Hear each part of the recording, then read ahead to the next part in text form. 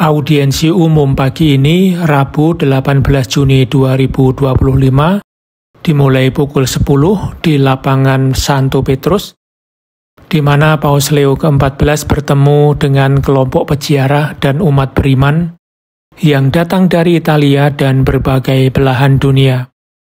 Dalam sambutan berbahasa Italia, Paus melanjutkan rangkaian katekese yang berlangsung sepanjang tahun Jubileum Yesus Kristus Harapan Kita, memusatkan permenungannya pada tema orang lumpuh yang disembuhkan dari Injil Yohanes bab 5 ayat 1-9. Seperti biasa, setelah katekese tersebut dirangkum dalam berbagai bahasa, Paus menyapa secara khusus umat yang hadir. Kemudian beliau mengajak umat untuk mendoakan perdamaian, terlebih ketika mendengarkan cerita dari tempat-tempat perang, khususnya Ukraina, Iran, Israel, dan Gaza. Audiensi umum ditutup dengan doa Bapa Kami dan berkat apostolik. Berikut ini katekese beliau.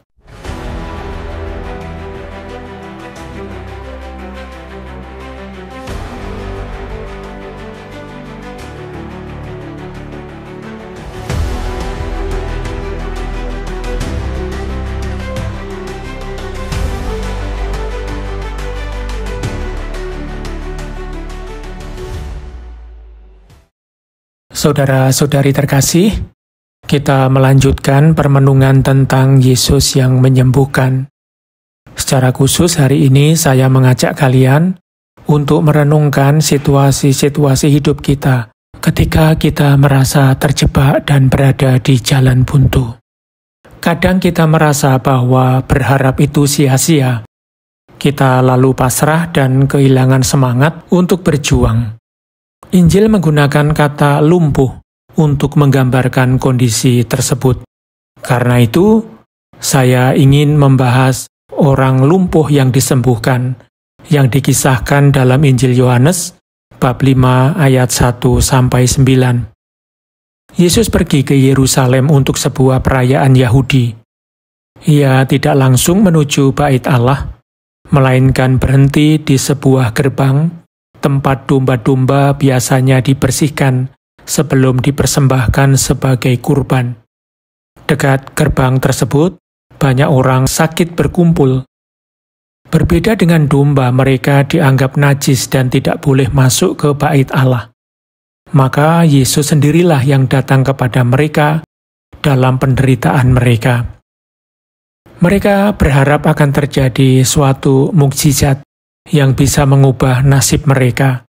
Di gerbang itu ada sebuah kolam yang airnya dianggap menyembuhkan. Konon ketika airnya beriak, siapapun yang pertama kali masuk ke dalamnya akan disembuhkan. Situasi ini menciptakan semacam persaingan di antara kaum miskin. Bayangkan pemandangan menyedihkan dari orang-orang sakit yang bersusah payah menyeret tubuh mereka masuk ke kolam. Kolam itu bernama Bethesda, yang berarti rumah belas kasih. Bisa menjadi gambaran gereja, tempat para sakit dan orang miskin berkumpul, tempat Tuhan datang dan menyembuhkan serta memberi harapan. Yesus mendekati seorang pria yang sakit lumpuh selama 38 tahun.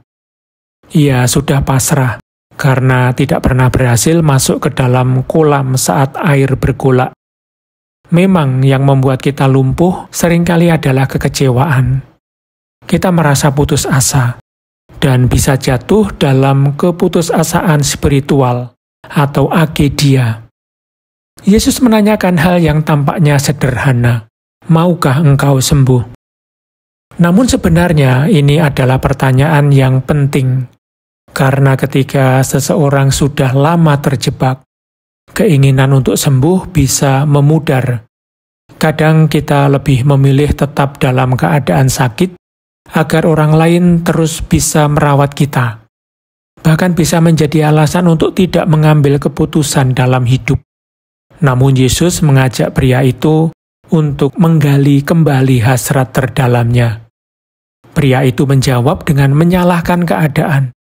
Ia tidak punya orang yang menolongnya untuk masuk kolam. Bukan salahnya sendiri, tapi salah orang lain. Sikap ini bisa menjadi alasan untuk lari dari tanggung jawab.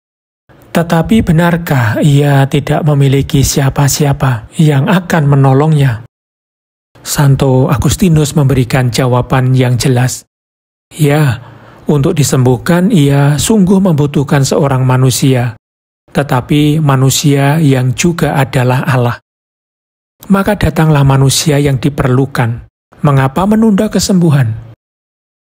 Pria itu juga berkata bahwa setiap kali ia mencoba masuk, selalu ada orang lain yang lebih dulu. Ini menunjukkan pandangan hidup yang fatalistis. Kita menyalahkan nasib, merasa kalah sebelum berjuang. Yesus justru membantu dia menyadari bahwa hidupnya berada dalam tangannya sendiri. Yesus menyuruhnya bangkit, mengangkat tilamnya dan berjalan. Tilam itu tidak perlu dibuang, karena itu adalah bagian dari masa lalunya, kisahnya sendiri. Selama ini, masa lalu itu membuat dia terpuruk seperti orang mati. Sekarang ia yang membawa tilam itu, bukan sebaliknya. Ia bebas memilih arah hidupnya, dan semua itu karena Yesus. Saudara-saudari terkasih, marilah kita mohon kepada Tuhan karunia untuk mengenali saat-saat hidup kita terasa buntu. Marilah kita mengungkapkan keinginan kita untuk disembuhkan. Dan mari kita doakan mereka yang merasa lumpuh, yang tidak melihat jalan keluar. Marilah kita kembali berdiam dalam hati Kristus, rumah belas kasih yang sejati.